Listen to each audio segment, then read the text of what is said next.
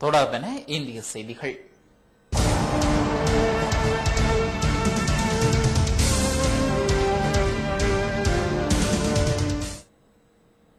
லோக்பால் மசோதா தொடர்பாக விவாதிக்க விரும்பிய சமூக ஆர்வலர் அனா கசாராவை சோனியா இன்று சந்திக்க மாட்டார் என்று கூறப்படுகிறது. பிரதமர் அலுவலகத்தையும் லோக்பால் வரம்புக்குள் கொண்டுவர சோனியாவை சம்மதிக்க வைக்க முயற்சி செய்வேன் என்று கூறியிருந்த கசாரே இன்று அவரை சந்திக்கப் போவதாக கூறியிருந்தார். ஆனால் சோனியாவை கசாரே இன்று சந்திப்பதற்கான வாய்ப்பு இல்லை என்றும் இன்று சந்திப்பதற்கு நேரம் எதுவும் நிர்ணயிக்கப்படவில்லை என்றும் சோனியாவின் 10 ஜன்பத் இல்ல வட்டாரங்கள் தெரிவித்தன. தொலைபேசியை ஒட்டுக்கேட்பதற்கான கருவிகளை வைத்திருக்கும் மாநில அரசுகளும் புலனாய்வு பணியில் உள்ள துறைகளும் உடனடியாக மத்திய தகவல் தொடர்புத்துறையிடம் அவற்றை ஒப்படைக்க வேண்டும் என்று மத்திய அரசு உத்தரவிட்டுள்ளது. நாட்டின் பாதுகாப்பு கருதி அரசியல்வாதிகள், ஆளும் கட்சியினர், முக்கிய பிரமுகர்கள், பெரிய தொழிலதிபர்கள் ஆகியோரின் தொலைபேசிகளை இந்திய உளவுத்துறை ஒட்டுக்கேட்பது நடைமுறையில் உள்ளது. குறிப்பாக தீவிரவாத தடுப்பு, குற்றப்புலனாய்வு செய்ய வசதியாக இந்த தொலைபேசி பேச்சுக்களை ஒட்டுக்கேட்கும் வசதிகள் பயன்படுத்தப்பட்டு வருகின்றன.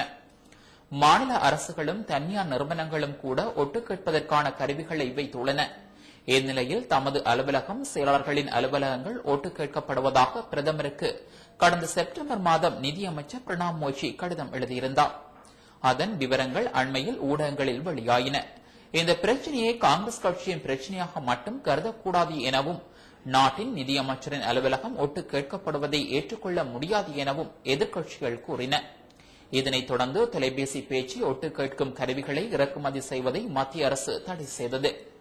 இருப்பினும் பிரச்சினை தொடர்ந்து நீடிப்பதால் இக்கருவியை வைத்திருக்கும் மாநில அரசுகளும் புலனாய்வுத்துறைகளும் கூட உடனடியாக தகவல் தொடர்புத்துறையிடம் ஒப்படைக்க வேண்டும் என்று மத்திய அரசு உத்தரவிட்டுள்ளது. மாணவர்கள் மீது காவல்துறையினர் நடத்திய தடியடியை கண்டித்து கேரள சட்டப்பேரவையில் எதிர்க்கட்சி உறுப்பினர்களின் கடும் அமளியில் ஈடுபட்டதால் பேரவை நிகழ்ச்சிகள் தள்ளி வைக்கப்பட்டது. சுயநிதி கல்லூரிகளில் அரசு ஒதுக்கீட்டு இடங்களை நிரப்ப வலியுறுத்தி இடதுசாரி மாணவர் அமைப்பு சார்பில் திருவனந்தபுரத்தில் நேற்று போராட்டம் நடைபெற்றது.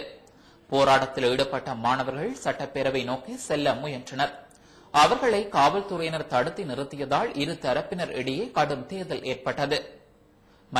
கடும் மோதல் ஏற்பட்டது. மாணவர்களை கலைக்க காவல்துறையினர் தடியடி நடத்தியதோடு கண்ணீர் புகை குண்டுகளையும் வீசியதில் பல மாணவர்களின் மண்டை உடைந்தது. இந்த நிலையில் கேரள சட்டப்பேரவை இன்று காலை கூடியதும் மாணவர்கள் மீது காவல்துறையினர் நடத்திய தடி அடிக்கு எதிர்ப்பு தெரிவித்து எதிர்க்கட்சி உறுப்பினர்கள் கடும் அமளியில் ஈடுபட்டனர். இதனால் அவை நடவடிக்கைகள் தள்ளி வைக்கப்பட்டது. தொடர்பென வெளிநாட்டு செய்திகள்.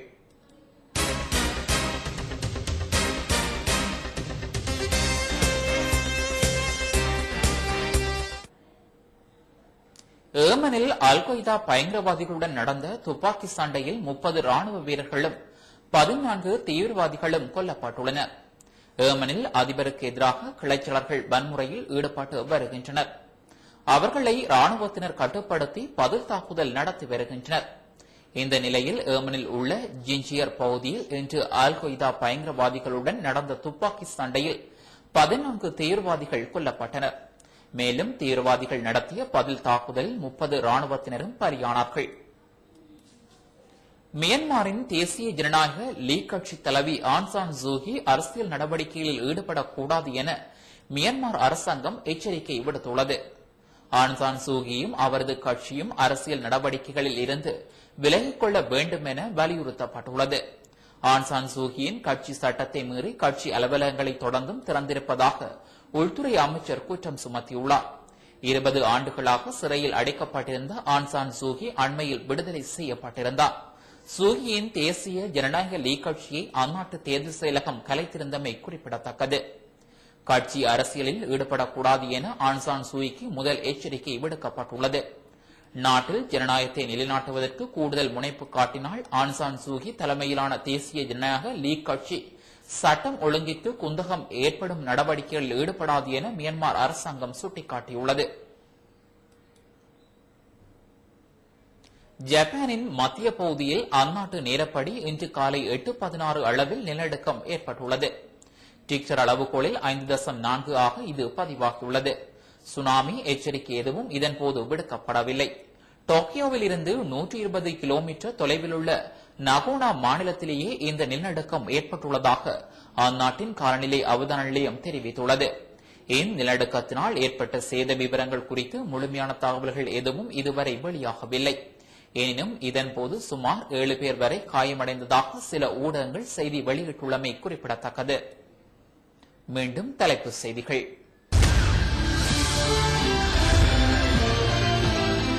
சிறுவர்களின் நலன்பெணல் விடயத்தில் இலங்கை தெற்காசியாவில் முன்னிலை வகிக்கிறது.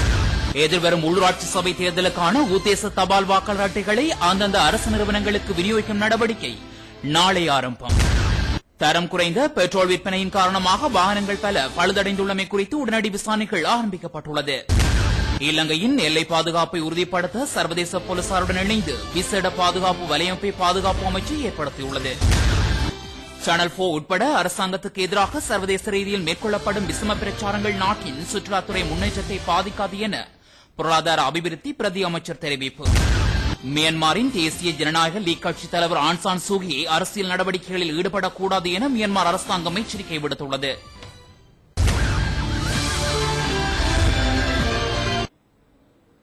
இத்துடன் டான் தமிழின் இந்த பிரதான செய்தி அறிக்கை நிறைவு பெற்றது. தொடர்ந்து நமது நிகழ்ச்சிகளுடன் இணைந்திருங்கள். வணக்கம்.